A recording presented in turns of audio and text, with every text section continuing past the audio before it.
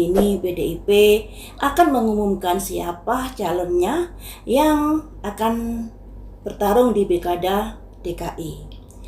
Di pemberitaan di media massa sudah ramai tentang duet Pak Anies dengan Rano Karno. Apakah mengusung dua kandidat ini? Ya, kita lihat saja nanti pengumumannya seperti apa dari Ibu Mega. 2 hari yang lalu sudah saya prediksi tentang Pak Anies, apakah ada kemungkinan diusung oleh PDIP. Sebenarnya ada ketertarikan kala itu untuk mengusung Pak Anies. Nah, Pak Anies juga ada ketertarikan dengan PDIP. Tapi kala itu masih dalam pembicaraan yang belum ada titik temu. Sehingga perlu ada pendekatan lagi. Kemudian dari kartunya Pak Anies ada sosok wanita bawa tongkat, sosok ratu bawa tongkat. Nah, apakah dalam prediksi itu yang dimaksud Ibu Mega, di mana di prediksi itu sosok wanita ini yang akan membantu dan mengoptimalkan dari Pak Anies yang ditinggal 12 partai yang pada akhirnya maju ke Pilkada di DKI. Kemudian juga ada 3 cangkir bersulang, yang artinya ada kemenangan walaupun kemenangannya masih di angka 3, yang artinya harus dioptimalkan, jangan berpuas dulu. Seperti itu. Andai kata dengan dipilihnya Pak Anies dengan Rano Karno di Pilkada DKI, apakah ini akan berefek juga dari calon-calon Pilkada dari DKI? Di mana tentunya ketika Pak Anies diusung oleh PDIP, apakah akan ada pertambahan suara dari support orang-orang yang mendukung Pak Anies pada akhirnya juga mendukung dari calon-calon pilkada dari PDIP di beberapa daerah. Mari kita lihat. Ketahui saat ini PDIP berjuang sendiri. Ditinggal 12 partai, di mana 12 partai itu bergabung dalam KIN Plus yang juga mengusung calonnya masing-masing di beberapa wilayah, ya bisa wilayah seluruh Indonesia kan, karena pilkadanya juga di seluruh Indonesia. Nah, tentunya di sini juga akan berimbas kepada jalannya demokrasi di dalam pemerintahan. Karena mereka sudah bersatu padu, tentunya ada kesepakatan nanti kalau menang begini, dan begini. Nah, ini juga akan riskan dengan perkembangan demokrasi negara Indonesia. Apakah hal ini yang membuat PDIP berani mengusung kader-kader, bukan kadernya, berani mengusung orang di luar kadernya. Seperti Bu Airin dari Banten itu kan dari kadernya Golkar, kemudian dari PDIP mensupport dia. Akhirnya diusunglah Bu Airin itu untuk maju di Pilkada Banten. Itu kan kader Golkar, di mana saat Pilpres kemarin Bu Airin sangat gigih untuk memenangkan dari 02. Mari kita lihat di sini apakah dengan diusungnya Pak Anies, andai kata diusung ya, akan mempengaruhi perolehan pilkada-pilkada di daerah yang lain yang diusung oleh PDIP. Ada 3 tongkat, ada kapal belayar, ada lautan. Ini simbol dari sebuah perjalanan dan kerjasama. Bisa dikatakan ada kerjasama yang bagus nantinya. Jadi ada pendukung-pendukung baru dari pendukung Pak Anies ini yang ikut mensupport dari calon-calon pilkada dari PDIP. Kemudian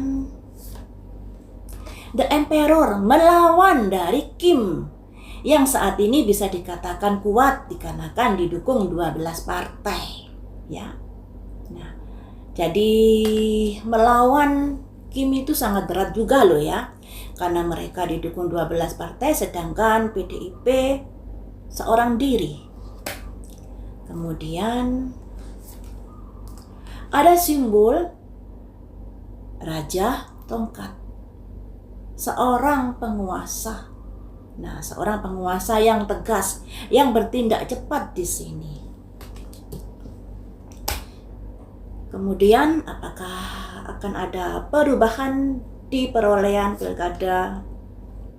Ada support juga di sini, ada simbol seseorang yang berbagi uang. Ini artinya memberikan support dari calon-calon pilkada dari PDIP. Kemudian satu kartu lagi, ada simbol Ratu Tongkat. Nah, Ratu Tongkat ini simbol penguasa. Nah, simbol ini kemarin kan juga hadir di kartunya Pak Anies Baswedan. Ketika udah ada jalan buntu terkait dari pembicaraan dengan PDIP, kala itu makanya saya memberikan semangat ke Pak Anies. Pak Anies, tolong dipikir-pikir lagi. Ini waktunya sudah mepet, tolong ditimbang-timbang lagi.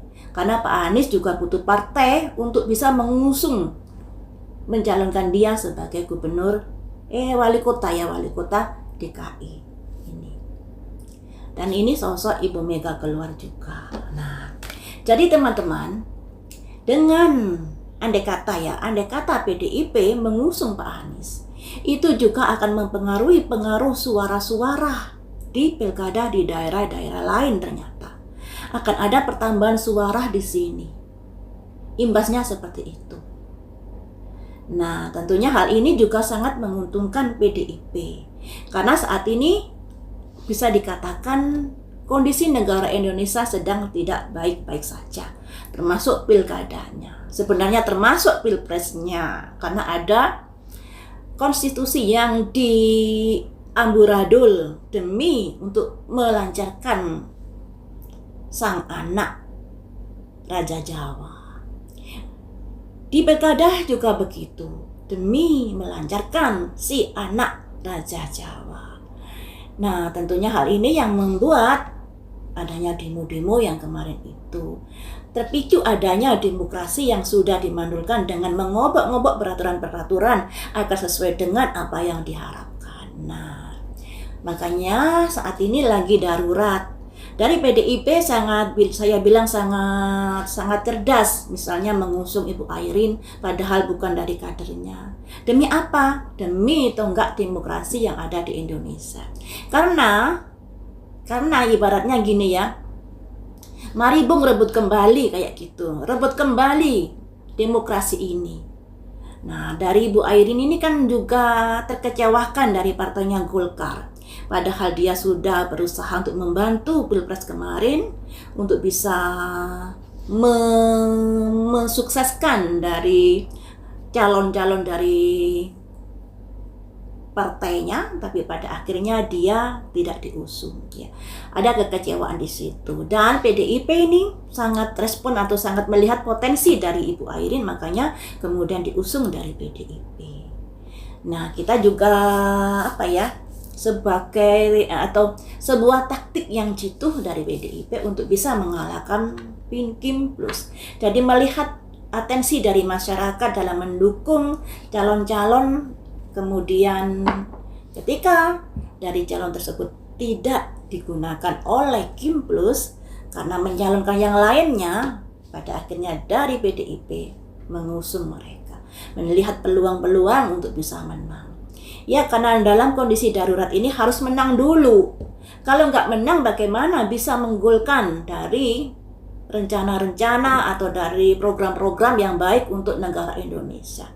Makanya harus menang dulu baru bisa kita merencanakan rencana-rencana program-program untuk kemajuan negara ini.